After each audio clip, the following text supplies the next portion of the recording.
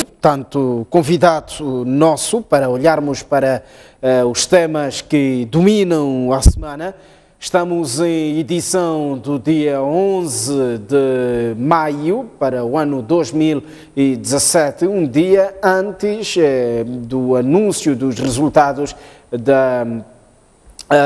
das investigações ou da auditoria da Kroll face dívida oculta, e mesmo para olhar sobre este assunto, portanto, este vai ser o nosso primeiro tema aqui a ser colocado à mesa. Para lá mais adiante olharmos para o crime organizado no país, tivemos avanços e algumas declarações parte tanto do Ministro do Interior a dar conta de que os dois corpos, não era oficial que os dois corpos que foram localizados no distrito da Muamba, em Maputo, pertenciam ou não aos reclusos ora resgatados outrora na baixa da cidade de Maputo.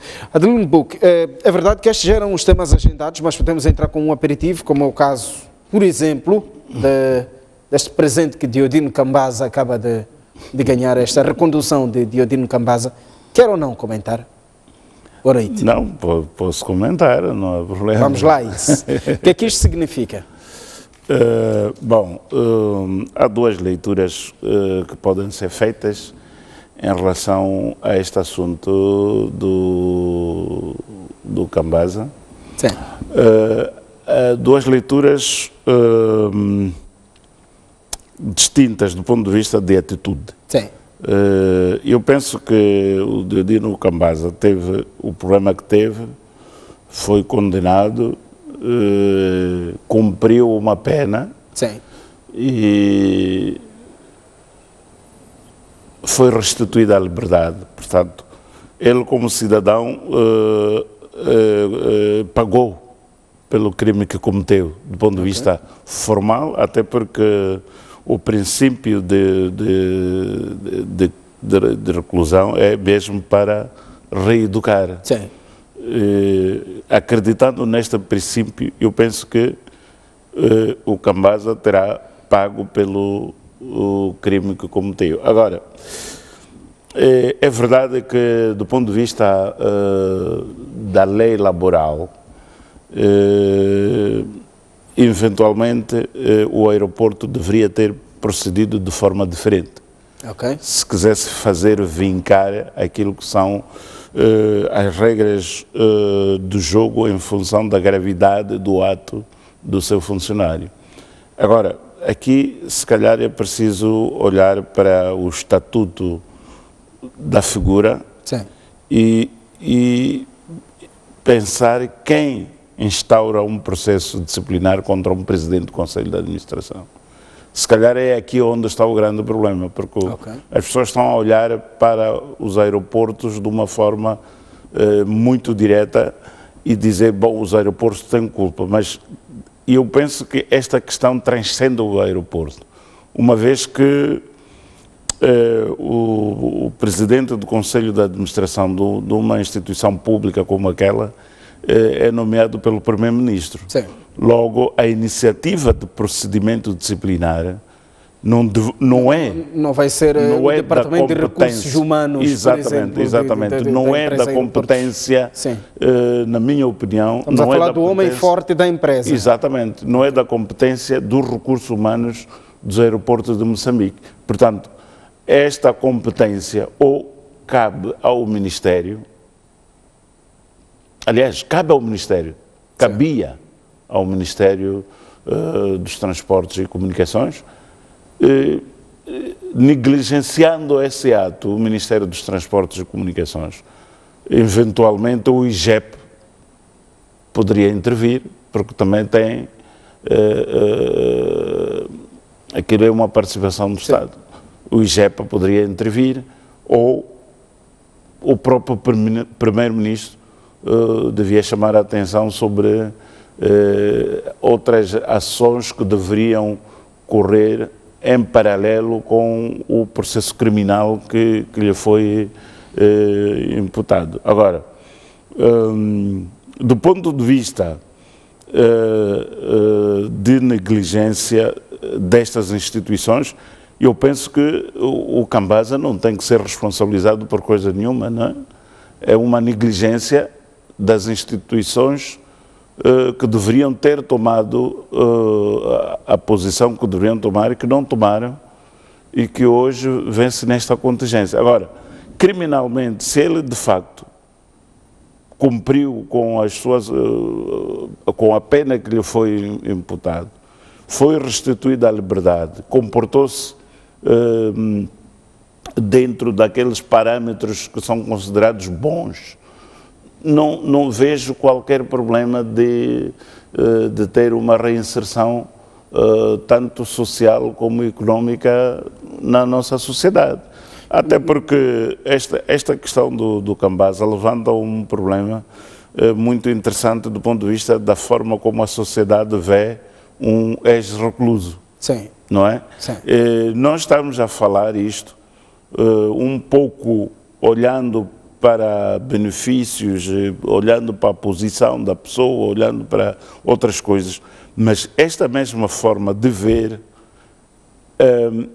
este homem temos também em relação a outras pessoas que são nossas vizinhas, que olhamos para eles com desconfiança. Quando sim, eles já cumpriram... Não nos esqueçamos que o palco deste crime foi a empresa Aeroportos de Moçambique. Nós estaremos a lançar este peixe para o mesmo cardume onde a coisa aconteceu. Este é mais um problema, na minha opinião, que transcende a figura visada. Ok. Não sei se está a perceber. Eu não estou a dizer que estão a fazer bem ou mal, sim, mas eu estou a dizer que o Cambasa pagou pelos crimes que cometeu, okay, do ponto de vista formal, do ponto de vista de juízo.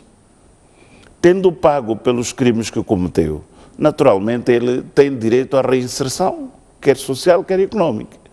Agora, as instituições de direito têm o dever e a obrigação de fazer a parte que lhes cabe.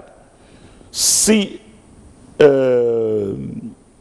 a tutela dos aeroportos achar que eticamente não fica bem devolver este cidadão para aquela área onde sim, esteve a trabalhar, naturalmente tem outros lugares onde ele pode ser útil em função das suas capacidades técnico-profissionais. Então, não é o Cambasa que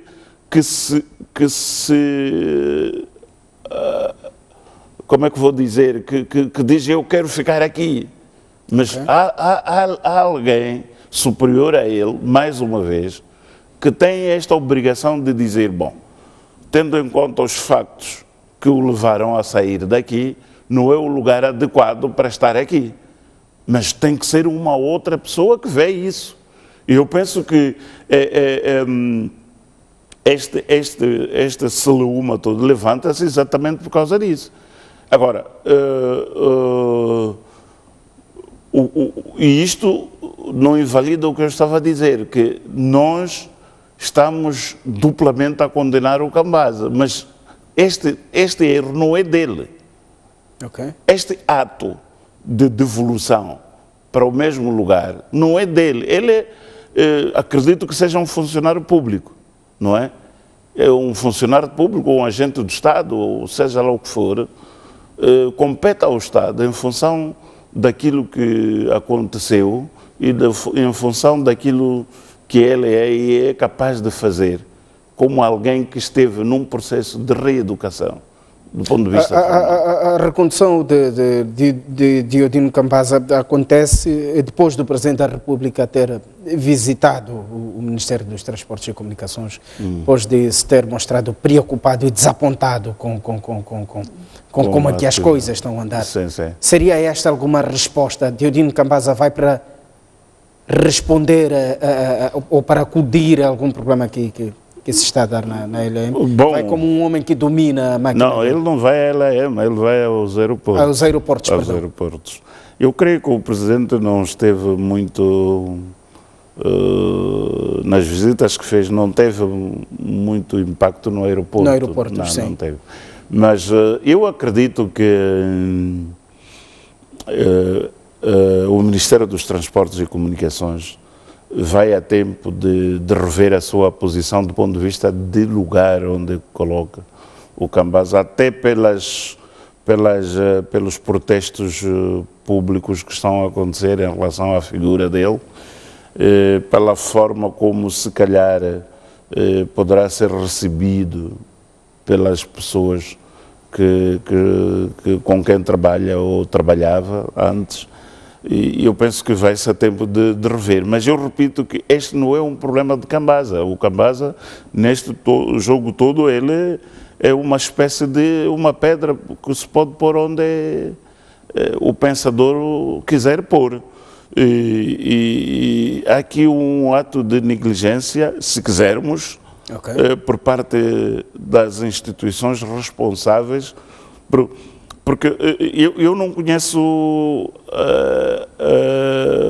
a lei o Estatuto Geral dos Funcionários Públicos, não domino, mas a lei do trabalho abre espaço para que o processo criminal possa correr em simultâneo com um processo disciplinar.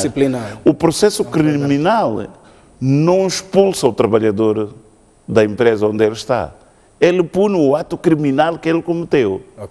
O processo disciplinar é que poderia ser conduzido e ter esse efeito que muita gente acha que deveria ter tido. Mas, mais uma vez,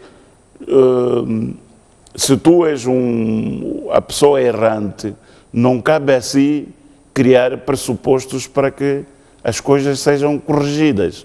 Então, há aqui erros repetidos, na minha opinião, das instituições superiores ao aeroporto de Moçambique, porque não é o aeroporto que deve fazer isso, porque ele é a pessoa mais graduada do aeroporto.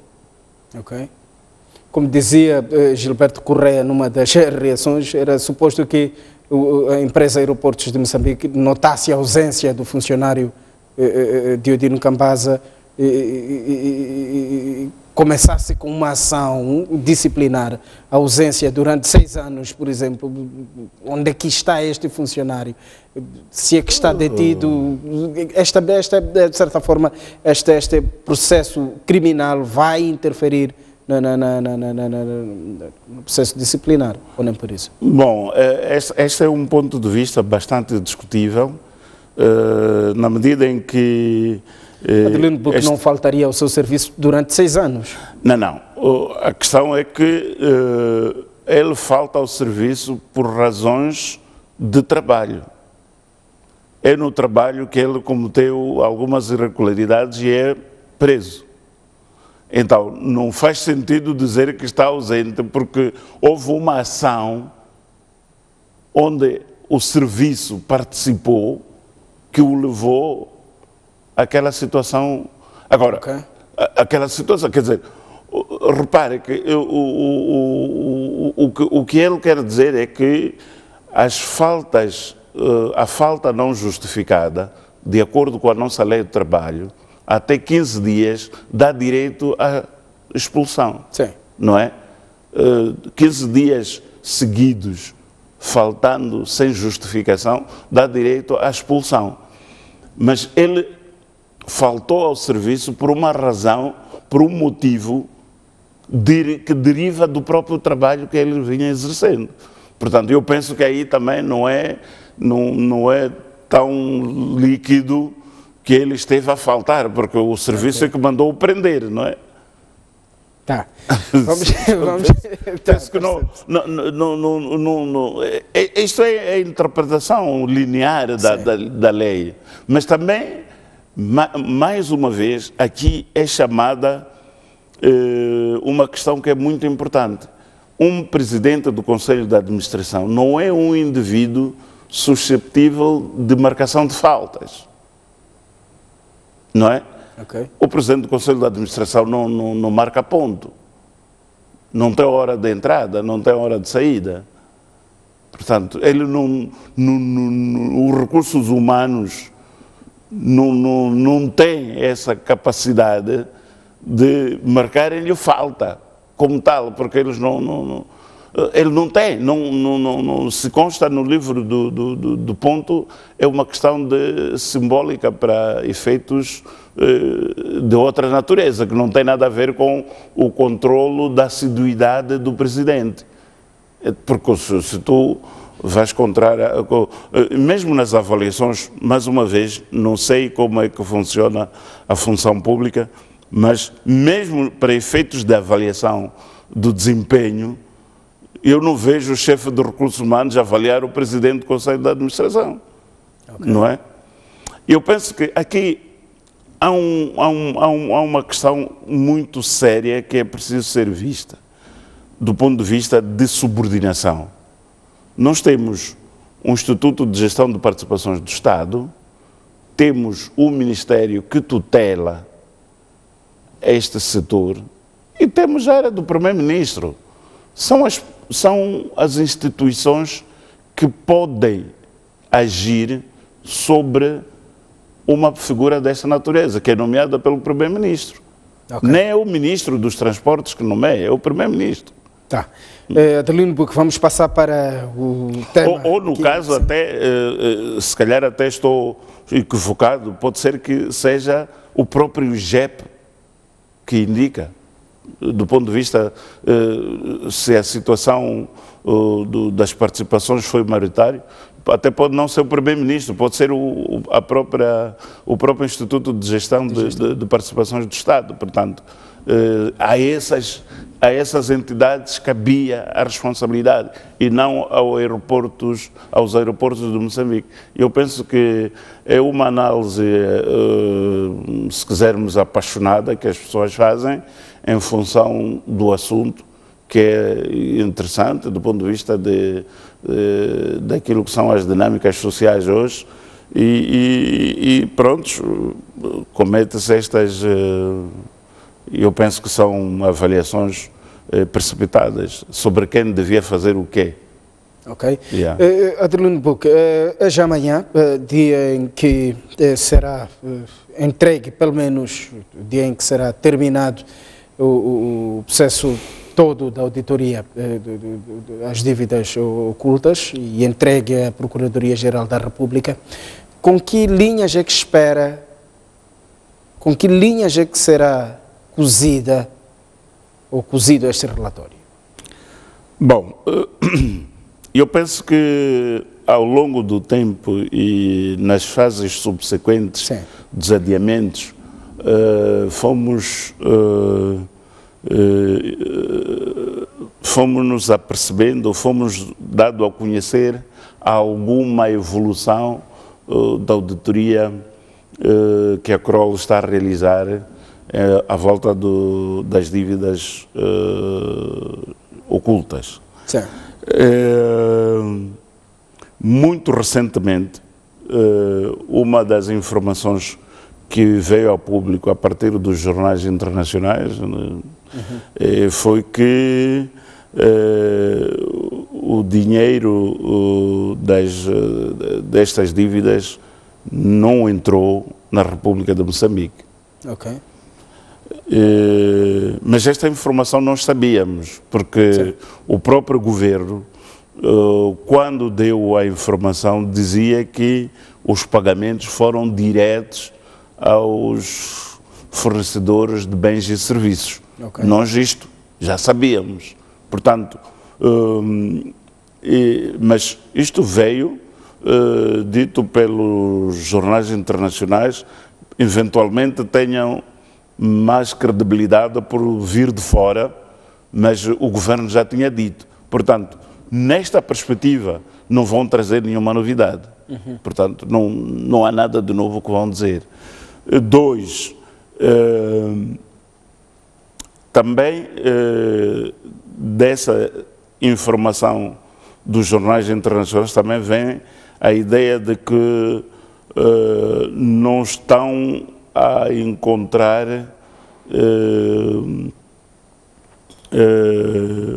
valores na ordem de 1,5 milhões de dólares.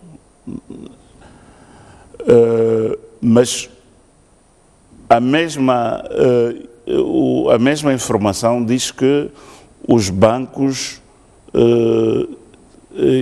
tiraram dinheiro diretamente para a Proinvest, o nome desta organização. Então, eu penso que definitivamente vamos ter muita dificuldade de ter novidades nesta informação, até porque nós fomos brindados por esta quebra do sigilo bancário, que eventualmente seja esta quebra do sigilo bancário que trouxe a ideia de que aqui as pessoas não têm nenhum dinheiro.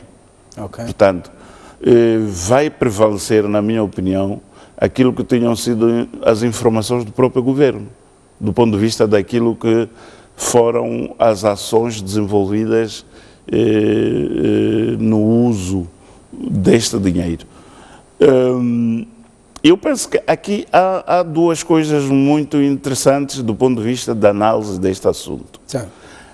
Interessantes porquê? Porque nós sabemos que o governo veio a público, disse que recorreu a este crédito para fazer face à segurança do Estado. Sim. Grande parte deste dinheiro foi para fazer face à segurança do Estado. Nós sabemos que, se quisermos ser honestos, mais ou menos perto de 40% da população moçambicana apoia as ações que são desenvolvidas por este grupo que o Estado queria fazer em face da agressão do Estado. Não é? Então, quando nós estamos a analisar este assunto, temos que ter em consideração que metade dos moçambicanos vão estar em desacordo porque poderiam ser visados, aparentemente, ou as suas paixões políticas poderiam ser as mais visadas por esta ação. E outros 50%, 60% vão dizer, naturalmente, que deveria ter havido esta contração da dívida porque nós precisávamos de nos ver livres destas pessoas que atacavam o Estado. Então, aqui tu tens uma discussão da razão e não propriamente dos objetivos da contração da dívida. O que nos levará, naturalmente, a um debate que só ganha quem mais tem melhor retórica, do ponto de vista de argumentos. Mas, objetivamente, eu penso que o resultado que a Kroll eventualmente vai nos trazer não vai ser diferente daquilo que o governo disse que aconteceu, em face daquilo que são as próprias dinâmicas e algumas informações que vão saindo a público. Mas aí já teremos as peças certas deste xadrez todo? As peças certas teremos, como sempre as tivemos do ponto de vista de informação, porque o problema aqui, Gerzildo, o problema aqui é, muitas vezes, nós como sociedade, estamos assim a dizer assim, bom, dia 12, a Kroll traz uma certidão de sentença. Sim. É esta a ideia. As pessoas ficam com essa sensação, que a auditoria é apenas um instrumento que a Procuradoria solicitou para tomar as suas decisões. Poder aperceber-se da forma como estes recursos foram usados. Mas como estava a dizer, salvo algo melhor que não está identificado, creio que é o mesmo jornal que trouxe a público esta questão das dívidas ocultas. É o mesmo jornal que já noticiou sobre as dificuldades que a Kroll tem de identificar os caminhos do dinheiro. É o mesmo jornal que traz a informação de que o dinheiro nunca entrou em Moçambique, não é? Mas eu repito, isto já tinha sido dito. É o mesmo jornal que diz que os bancos pagaram diretamente os serviços das tais empresas que forneceram os bens e serviços ao governo de Moçambique. Então, Adelino, conversava eu com um diplomata que não importa aqui referenciar, mas disse algo muito interessante, é que esta auditoria, este processo todo que o país está a atravessar, visa uma e única coisa, ensinar o Estado moçambicano a evitar cenários destes no futuro. Concorda? Porque estarmos aqui a correr atrás de quem fez isto, quem fez aquilo, muitas vezes o olhar aqui tinha que ser como prevenir cenários vindouros. Sim. Concorda? Seria esta a abertura de uma nova face deste Eu concordo, até porque se tu fores a reparar, o nosso país, a partir do momento em que a música dos hidrocarbonetos começou a ser tocada alto no país, o país granjeou muitas inimizades, não é? Muitas inimizades no sentido de parcerias, não é? As opções que o país fez em relação às adjudicações, se quisermos, o facto de a organização X não estar ali, também queria estar ali. Isto é uma guerra, se quisermos, que nós somos peões. Não somos os donos deste problema. Nós somos usados E há mais um detalhe, é que Moçambique estava a ganhar uma notoriedade, uma liberdade tal, que tinha que ser travado de alguma forma, porque estava a ganhar uma dinâmica, uma pujança, com as mais-valias, com não sei o quê, que de algum modo já não deixava participar o seu conselheiro financeiro das decisões que tomava sobre o que fazer do seu dinheiro. E o seu conselheiro financeiro, do ponto de vista formal, é o Banco Mundial e o Fundo Monetário Internacional. Naturalmente que são estas instituições que se viram a um determinado momento numa situação de relegados para segundo plano, porque o país tinha recursos para fazer o que quisesse. E uma das coisas que aconteceu foi esta. Porque também há uma coisa que não pode ser dissociado a este debate que nós temos. Seriam os bancos internacionais tão ingênuos para oferecer dinheiro ao país sem, de facto, terem se certificado da possibilidade de terem de volta o seu dinheiro? Não estará aqui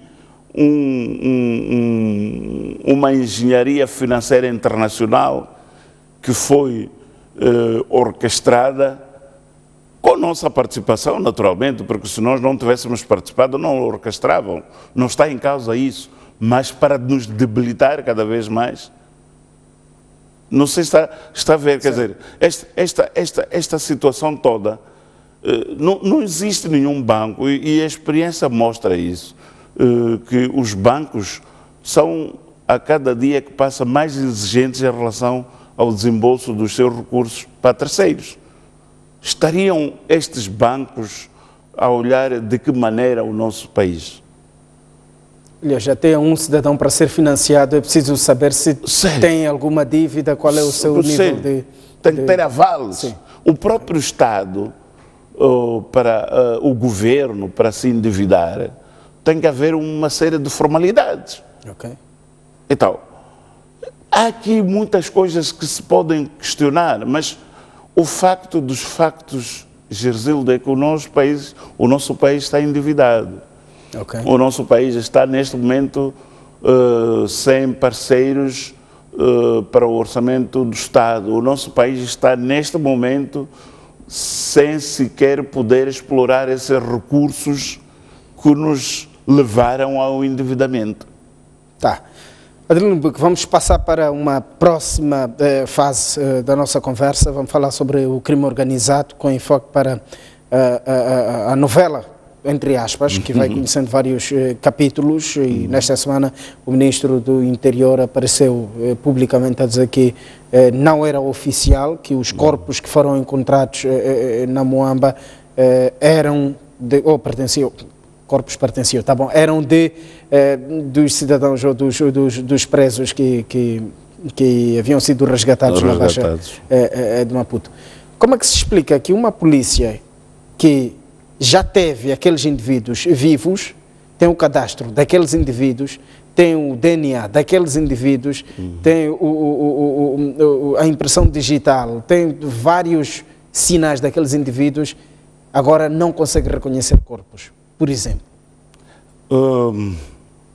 Mas a resposta eventualmente está nesta formulação das perguntas que fez.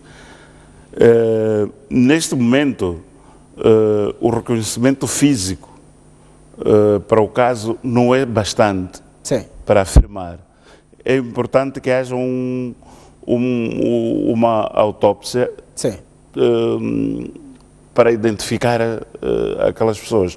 Quer dizer, a polícia, não sei se nas condições em que os corpos estavam, seriam capazes de comparar as impressões digitais. Ok. Não é? Porque o que o ministro disse, e disse bem, é que oficialmente, mas do ponto de vista de visualização, aquelas pessoas são aquelas. Ok. Mas para tu teres aquilo que chamam de certificado de óbito, sim, tem que haver uma série de coisas que devem estar lá expressas. Ok. Então, eu penso que é uma questão de dar tempo ao tempo, do ponto de vista formal, como ele próprio dizia, do ponto de vista formal, para se dizer que efetivamente aquelas pessoas são aquelas. Mas do ponto de vista de olhar para a pessoa e dizer, este é o fulano, eu penso que não há dúvidas que isso foi visto, aliás, até porque constou, não vi, constou que o funeral de um dos perecidos, de um dos assassinados, foi objeto de alguma segurança. Sim. O que significa que as pessoas, do ponto de vista de reconhecer o corpo, foram reconhecidas. Era inacreditável que não o fizesse.